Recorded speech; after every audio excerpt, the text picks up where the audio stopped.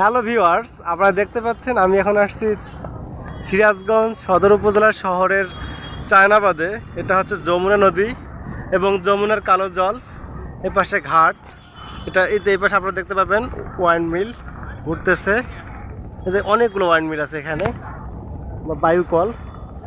সূর্য অস্ত হচ্ছে, এই জন্য এদিকে আকাশটা অন্ধকার রক্তিম ভাব এবং লাল বর্ণ ধারণ করেছে। কিন্তু এদিকে যমুনা নদীতে এখন নীল স্বচ্ছ পানি দেখা যাচ্ছে।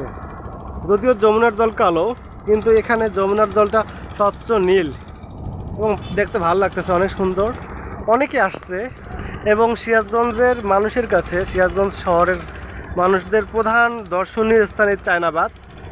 এরা প্রায় প্রত্যেক দিন এখানে ঘুরতে আসে এবং দূরে দেখা যাচ্ছে যমুনা সেতু, বা এই যে যমুনা রেল ব্রিজ।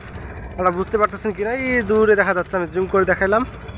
তো এই হচ্ছে যমুনা নদী এবং অপর প্রান্তে টাঙ্গাইলের ভুয়াপুর, চায়নাবাদ থেকে, সিরাজগঞ্জ থেকে।